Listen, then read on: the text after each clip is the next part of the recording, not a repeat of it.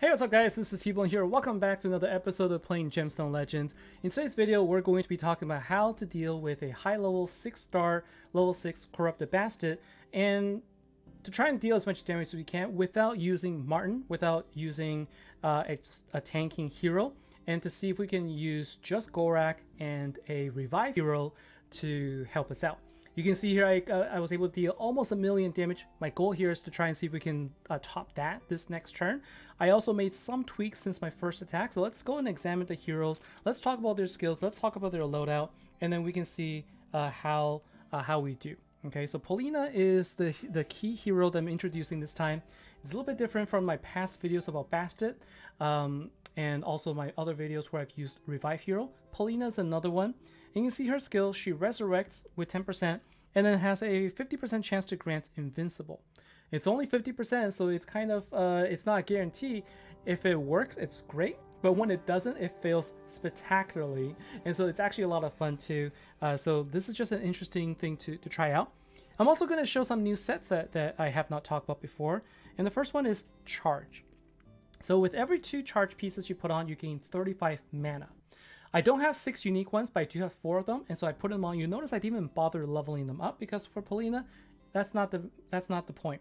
I just need mana. So I have 70 mana with her with 4 pieces on it. So she'll start the fight with 70 mana, which makes it really easy for me to then be able to use her skill. I also try to increase her speed a little bit, so 260, faster than the rest of the team that I'm using, except for Streetbog, because then I can use her skill right away. And then if we take a look at if we take a look at Gorak, I changed out his artifact after my first fight, so I put in Fury instead. Fury gives you a 15% increased damage if the health is below 50%. And with Gorak, his attack is increased whenever his health is lower, so it's a perfect synergy. So let's now take a look at the boss and sort of see what I'm bringing in for the rest of the team. First things first, at 6 stars, level 6, his resistance at 350. So Mayra, who I'm counting on to give me decreased defense and also vulnerability, will have a very hard time landing the skill.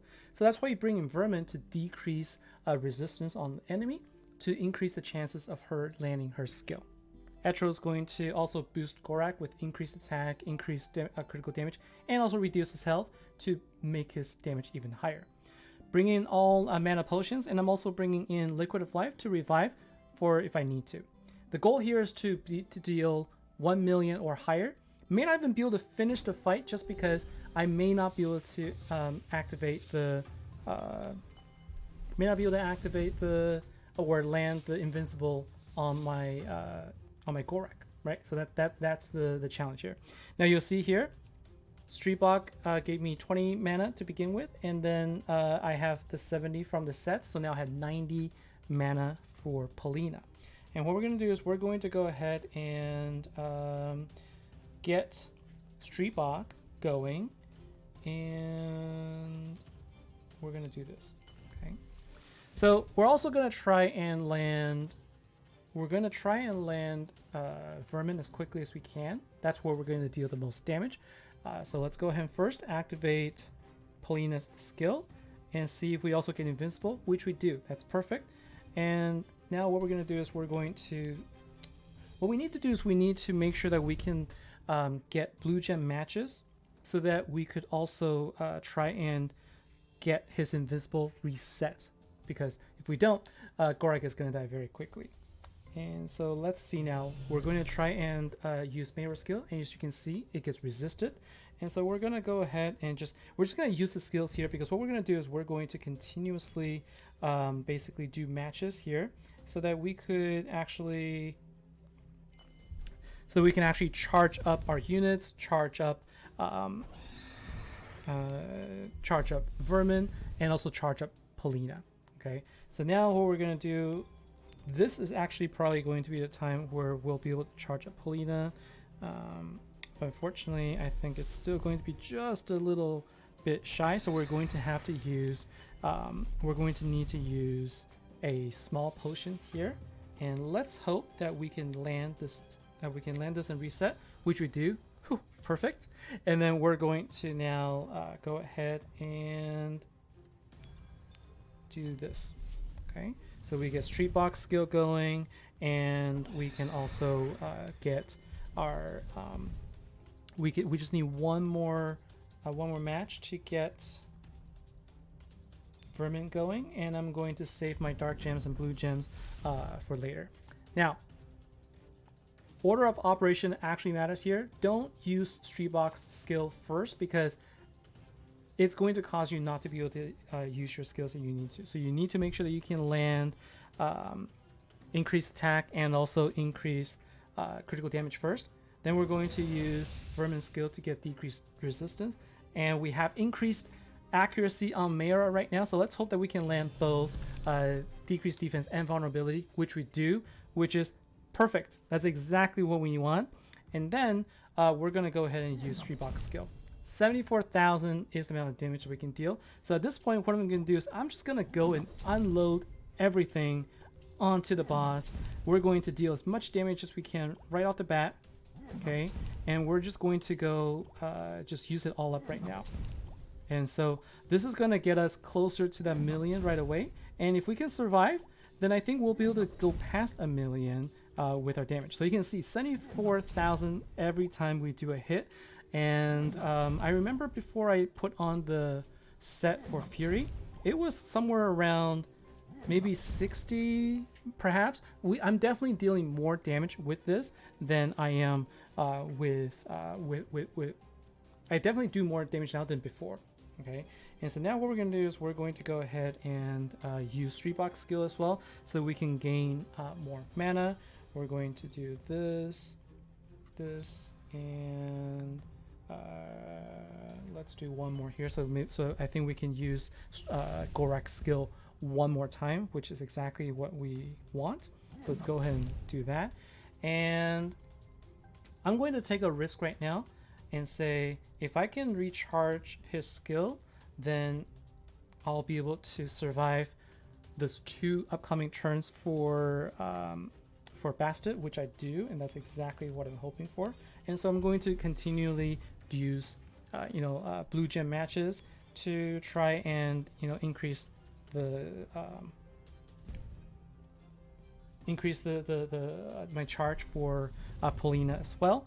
And so we're going to do one more match here, and you can see I'll be able to survive the 2 upcoming hits from Bastet while still having an ability to deal damage afterwards. So we're going to go ahead, and we're at almost a million now, and I think that I could also just fast forward depending on the amount of depending on how long it takes. I might fast forward, but for now, let's just see how we do. Okay, so first things first, we always want to make sure that we don't use we want to make sure that we don't use our Street Box ability first, just because we want to make sure that we don't fill up the skill. Okay, and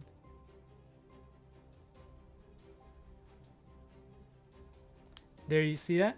You can see where we weren't able to get her skill going this time, and now what we're gonna have to do is we're just gonna have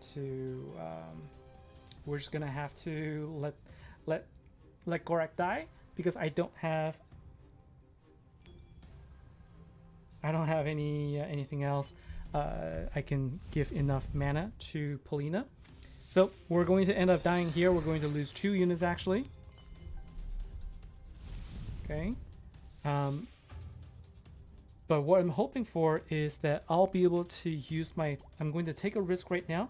I'm going to use my 3 remaining mana potion, and I'm going to try and revive Gorak first, so that we can taunt his Bastet skill. And again, this is where that 50% chance came to bite us, and I think that's all we're going to get, but that's okay. The goal here was for us to deal over 100,000 or a million, which we did. If I was able to get the revive and also invincible on Polina, that would have actually been better. But what we can do here is we could actually revive here, and we can revive here, and let's see if this helps. Let's see if this works out, right? So we can at least deal some damage. We're going to lose Gorak. We're going to lose Gorak, and we're going to lose Etro, but at least we don't lose everyone, right? And I want to see the problem is I'm not going to be able to revive a Polina without her just dying right away. I think this is going to be as much damage as I'm going to be able to do. And so this is probably going to be it. We're almost 1.1 million. This is how much we're able to do with this setup here. And you know, if Polina's skill actually landed more accurately, like in this particular setup, like I'm just gonna let this run. I would have been able to easily break maybe to 1.2, perhaps even 1.3 million, depending on how many times I can get Gorak. As you can see, Gorak on his own dealt almost 1 million damage by himself. And so this is the fight using Polina, using Gorak. Like I said, very, very much a double-edged sword, just because the 50% sometimes may not go your way, and when it doesn't, then you could easily lose your fight really quickly. But if you use up all your if you play the way I did, then you'll get all of your damage up front early, and that'll easily get you your general chest so that you can at least get the maximum rewards. Anyways, that's going to be it for me for today. Thanks a lot for watching, everybody. This video is going to come out after Bastet's available, because I made videos back to back, but this should be good for future reference anyway. Let me know in the comment below what you think about this strategy. What do you think about Polina and this particular setup here? What are your favorite setups for high level Bastet? Share in the comment below. Let me know what you think, and let me know what else, what other content you'd like to see.